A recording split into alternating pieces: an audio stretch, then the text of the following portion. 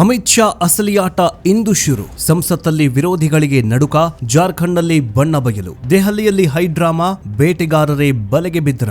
ನಮಸ್ಕಾರ ವೀಕ್ಷಕರೇ. ರಾಜಕಾರಣದಲ್ಲಿ ಯಾರು ಯಾರಿಗೆ ಯಾವಾಗ ಗುಂಡಿ ತೋಡ್ತಾರೆ ಮತ್ತು ತೋಡಿದ ಗುಂಡಿಗೆ ಅವರೇ ಹೇಗೆ ಬೀಳುತ್ತಾರೆ ಅನ್ನೋದನ್ನ ನೋಡೋದೇ ಒಂದು ದೊಡ್ಡ ಮಜಾ. ಕಳೆದ ಕೆಲವು ದಿನಗಳಿಂದ ದೆಹಲಿಯ ಸಂಸತ್ತಲ್ಲಿ ಒಂದು ಭಾರಿ ದೊಡ್ಡ ಹೈಡ್ರಾಮಾ ನಡೀತಾ ಇದೆ. ವಿರೋಧ ಪಕ್ಷದ ನಾಯಕರು ನಾವು ಈ ಬಾರಿ ಬಹಳ ಸ್ಟ್ರಾಂಗ್ ಆಗಿದ್ದೀವಿ, ಅದಕ್ಕೋಸ್ಕರ ನರೇಂದ್ರ ಮೋದಿ ಮತ್ತು ಅಮಿತ್ ಶಾ ಅವರು ನಮಗೆ ಹೆದರ್ಕೊಂಡು ಬಿಟ್ಟಿದ್ದಾರೆ, ನಾವು ಸಂಸತ್ತಲ್ಲಿ ಯಾವುದೇ ಕೆಲಸ ಆಗೋದಕ್ಕೆ ಬಿಡೋದಿಲ್ಲ ಅಂತ ದಿನ ಬೆಳಗಾದ್ರೆ ಮೈಕ್ ಹಿಡಿದು ಬೊಬ್ಬೆ ಹೊಡಿತಿದ್ದಾರೆ. ಆದ್ರೆ ಪಾಪ ಈ ವಿರೋಧ ಪಕ್ಷದ ನಾಯಕರಿಗೆ ಒಂದು ಸತ್ಯ ಗೊತ್ತಿಲ್ಲ. ಅವರು ತಾವು ಗೆದ್ದೇ ಬಿಟ್ವಿ ಅಂತ ಕುಣಿದಾಡ್ತಾ ಇರುವಾಗಲೇ ಅಮಿತ್ ಶಾ ಮತ್ತು ನರೇಂದ್ರ ಮೋದಿ ಅವರು ಒಳಗೊಳಗೆ ಒಂದು ಭಾರಿ ದೊಡ್ಡ ಬಲೆಯನ್ನ ಹೆಣೆದು ಅವರನ್ನೇ ಆ ಬಲೆಯಲ್ಲಿ ಕೆಡವುವುದಕ್ಕೆ ಸಕಲ ಸಿದ್ಧತೆ ಮಾಡಿಕೊಂಡಿದ್ದಾರೆ ಎನ್ನುವ ಸ್ಫೋಟಕ ಸತ್ಯ ಈಗ ಬಯಲಾಗಿದೆ. ಇಂದು ಸಂಸತ್ತಲ್ಲಿ ಅಮಿತ್ ಶಾ ಅವರ ಅಸಲಿ ಆಟ ಶುರುವಾಗಲಿದ್ದು, ವಿರೋಧ ಪಕ್ಷದ ನಾಯಕರಿಗೆ ದಿಕ್ಕು ತೋಚದಂತಹ ಪರಿಸ್ಥಿತಿ ನಿರ್ಮಾಣವಾಗಲಿದೆ. ಸಂಸತ್ತಿನ 4 ಗೋಡೆಗಳ ಮಧ್ಯೆ ನಡೀತಾ ಇರುವ ಈ ಬಿಗ್ ಗೇಮ್ ಪ್ಲಾನ್ ನ ಪ್ರತಿಯೊಂದು ಇನ್ಸ್ ಅಮಿತ್ ಶಾ ಅವರು FCRA ಮತ್ತು ಡಿಲಿಮಿಟೇಷನ್ ನಂತಹ ಬೃಹತ್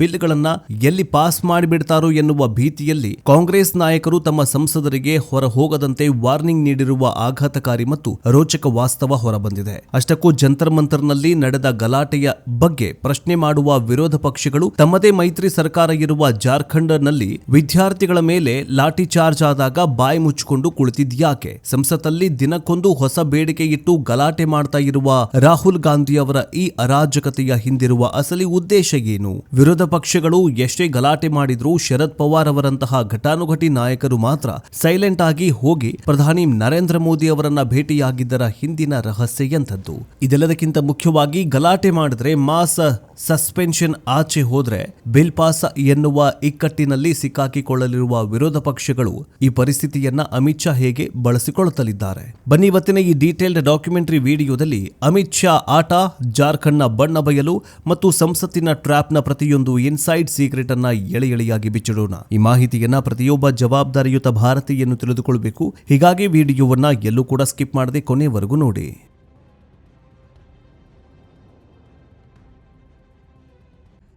ವೀಕ್ಷಕರೇ, ಸಂಸತ್ತಿನ ಮುಂಗಾರು ಅಧಿವೇಶನ ಶುರುವಾದಾಗಿನಿಂದ ಇಲ್ಲಿಯವರೆಗೆ ಒಂದೇ ಒಂದು ದಿನವೂ ಸರಿಯಾಗಿ ಕೆಲಸ ನಡೆದಿಲ್ಲ.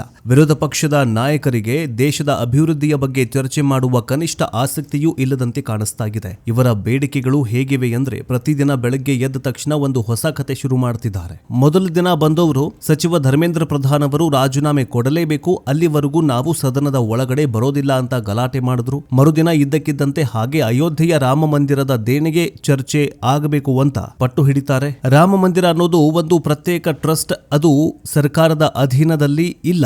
ಯಾರು ಇದುವರೆಗೆ ಒಂದು ಬಾರಿಯೂ ರಾಮ ಮಂದಿರಕ್ಕೆ ಹೋಗಿಲ್ವೋ ಅವರು ಬಂದು ಈಗ ಸಂಸತ್ತಲ್ಲಿ ಅದರ ಚರ್ಚೆ ಮಾಡುತ್ತೇವೆ ಅಂತ ಹೇಳ್ತಿದ್ದಾರೆ. ಅದಾದ ಮೇಲೆ ಜಂತರ್ ಮಂತರ್ನಲ್ಲಿ ಗಲಾಟೆ ಶುರುವಾಯಿತು. ಅಲ್ಲಿ ಗೂಂಡಾಗಿರಿ ಮಾಡ್ತಾ ಇದ್ದವರನ್ನ ತಡೆಯೋದಕ್ಕೆ ಪೊಲೀಸರು ಲಾಠಿ ಚಾರ್ಜ್ ಮಾಡಿದ್ರು. ತಕ್ಷಣವೇ ರಾಹುಲ್ ಗಾಂಧಿ ಮತ್ತು ಅವರ ತಂಡ ಅಮಿತ್ ಶಾ ಅವರೇ ಗುಂಡು ಹೊಡೆಯೋದಕ್ಕೆ ಹೇಳಿದ್ದಾರೆ ಅಂತ ಅಮಿತ್ ಶಾ ಅವರೇ ಬಂದು ಉತ್ತರ ಕೊಡಬೇಕು ಅಂತ ಸದನದ ಬಾವಿಗಿಳಿದು ಅರಚಾಡೋದಕ್ಕೆ ಶುರು ಮಾಡ್ತಾರೆ. ಇವರ ಯಾವುದೇ ಬೇಡಿಕೆಗಳಲ್ಲಿ ಒಂದು ಚೂರು ತರ್ಕ ಅಥವಾ ಲಾಜಿಕ್ ಅನ್ನೋದೇ ಇಲ್ಲ. ಸರ್ಕಾರ ನೀವು ಒಳಗೆ ಬಂದು ಕೂತು ಪ್ರಶ್ನೆ ಕೇಳಿ ನಾವು ಉತ್ತರ ಕೊಡ್ತೇವೆ ಅಂತ ಹೇಳಿದ್ರು ಇವರು ಮಳೆಯಲ್ಲಿ ಕೊಡೆ ಹಿಡಿದುಕೊಂಡು ಹೊರಗಡೆ ನಿಲ್ತೇವೆಯೇ ಹೊರತು ಒಳಗಡೆ ಬಂದು ಚರ್ಚೆ ಮಾಡೋದಿಲ್ಲ, ಚರ್ಚೆಗೆ ತಯಾರಿ ಇಲ್ಲ ಅಂತ ಹೇಳುತ್ತಿದ್ದಾರೆ. ಜಾರ್ಖಂಡ್ನಲ್ಲಿ ಬಣ್ಣ ಬಯಲು, ವಿದ್ಯಾರ್ಥಿಗಳ ಮೇಲೆ ಲಾಠಿ ಚಾರ್ಜ್. ಜಂತರ್ ಮಂತರ್ನಲ್ಲಿ ಪೊಲೀಸರು ರೌಡಿಗಳನ್ನ ತಡೆದಿದ್ದಕ್ಕೆ ಅಮಿತ್ ಶಾ ಅವರು ಉತ್ತರ ಕೊಡಬೇಕು ಅಂತ ಬೊಬ್ಬೆ ಹೊಡೆಯುವ ಈ ವಿರೋಧ ಪಕ್ಷದ ನಾಯಕರಿಗೆ ಜಾರ್ಖಂಡ್ನಲ್ಲಿ ತಮ್ಮದೇ ಸರ್ಕಾರ ಮಾಡ್ತಾ ಇರುವ ಕರಾಳ ದಬ್ಬಾಳಿಕೆ ಕಣ್ಣಿಗೆ ಕಾಣ್ತಾ ಇಲ್ಲ.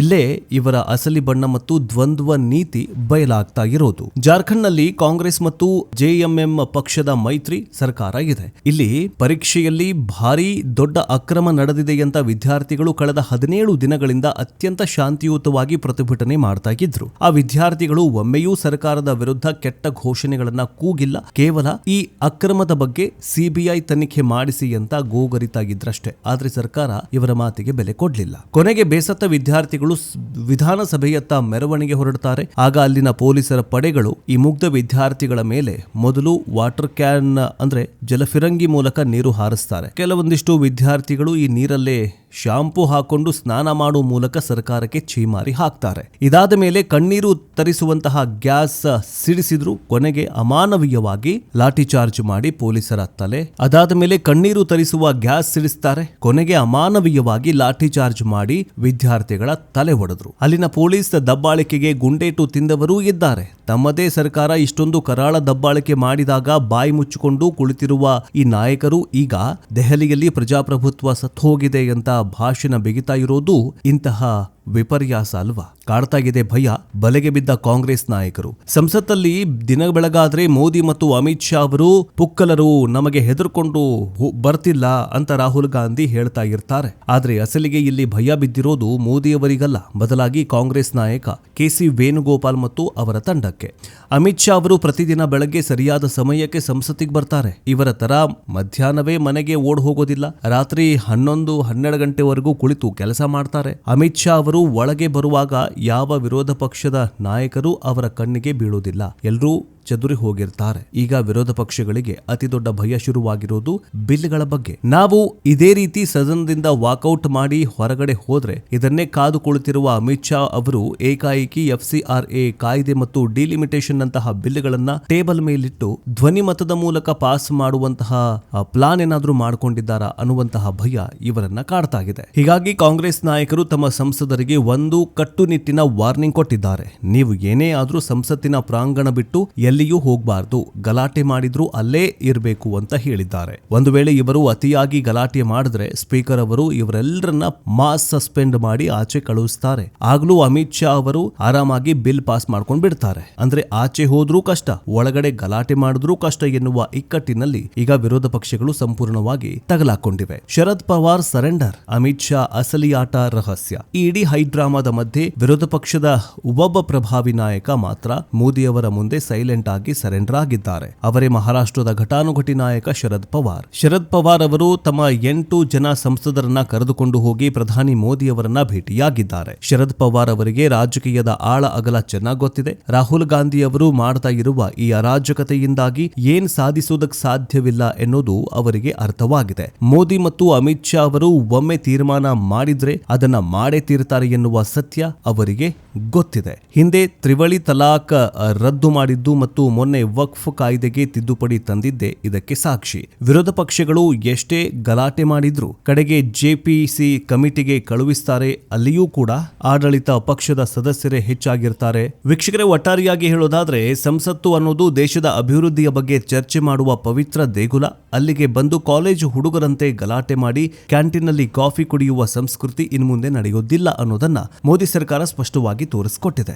ವಿರೋಧ ಪಕ್ಷದ ಸಂಸದರಿಗೆ ತಮ್ಮ ಕ್ಷೇತ್ರಗಳಿಗೆ ಹೋಗಿ ಮುಖ ತೋರಿಸೋದಕ್ಕೆ ಭಯವಾಗುತ್ತೆ. ಯಾಕಂದ್ರೆ ಅವರು ಸಂಸತ್ನಲ್ಲಿ ಯಾವುದೇ ಅಭಿವೃದ್ಧಿ ಕೆಲಸ ಮಾಡುತ್ತಿಲ್ಲ ಅಂತ ಜನರಿಗೆ ಗೊತ್ತಾಗ್ತಾ ಇದೆ. ಮುಂದಿನ 3 ದಿನಗಳ ಕಾಲ ಸಂಸತ್ತಲ್ಲಿ ನಡೆಯುವ ಕಲಾಪ ದೇಶದ ಇತಿಹಾಸದಲ್ಲಿ ಒಂದು ಸುವರ್ಣಾಕ್ಷರಗಳಲ್ಲಿ ಬರೆದಿಡುವಂತಹ ಘಟನೆಯಾಗಲಿದೆ. ಈ ಅಮಿತ್ ಶಾ ಅವರು ತಮ್ಮ ಚಾಣಾಕ್ಷ ನಡೆಯ ಮೂಲಕ ವಿರೋಧಿಗಳನ್ನ ಹೇಗೆ ಮಣಿಸ್ತಾರೆ ಎನ್ನುವುದನ್ನ ಕಾದ್ ನೋಡಬೇಕಾಗಿದೆ. ವೀಕ್ಷಕರೇ, ನಿಮಗೆ ಅನ್ಸುತ್ತೆ ಅಮಿತ್ ಶಾ ಅವರು ಬರದೇ ಇರೋದಕ್ಕೆ ಕಾರಣ ಅವರು ಯಾವುದಾದ್ರೂ ಒಂದು ಸ್ಟ್ರಾಂಗ್ ಬಿಲ್ಗಳನ್ನ ಪಾಸ್ ಮಾಡಿಕೊಳ್ಳೋದಕ್ಕೆ ಮಾಸ್ಟರ್ ಪ್ಲಾನ್ ಅನ್ನು ಹೆಣಿತಾಗಿದ್ದಾರಾ? ನಿಮ್ಮ ಅತ್ಯಂತ ನಿಖರವಾದ ಮತ್ತು ಪ್ರಾಮಾಣಿಕವಾದ ಅನಿಸಿಕೆಗಳನ್ನ ಕಮೆಂಟ್ ಬಾಕ್ಸ್ ನಲ್ಲಿ ತಪ್ಪದೆ ತಿಳಿಸಿ, ಮುಕ್ತವಾಗಿ ಚರ್ಚೆ ಮಾಡೋಣ. ದೇಶದ ಭದ್ರತೆಗೆ ಸಂಬಂಧಿಸಿದ ಈ ವಿಡಿಯೋ ಪ್ರತಿಯೊಬ್ಬ ಭಾರತೀಯನಿಗೂ ತಲುಪುವಂತೆ ಈ ವಿಡಿಯೋವನ್ನು ನಿಮ್ಮ ವಾಟ್ಸ್ಆಪ್ ಮೂಲಕ ಜೊತೆಗೆ ಫೇಸ್ಬುಕ್ ಗಳಿಗೆ ಶೇರ್ ಮಾಡಿ. ನೆಕ್ಸ್ಟ್ ಅಪ್ಡೇಟ್ ನೊಂದಿಗೆ ಬೇಗ ವಾಪಸ್ ಬರ್ತೀವಿ. ಜೈ ಹಿಂದ್, ಜೈ ಕರ್ನಾಟಕ, ವಂದೇ ಮಾತರಂ.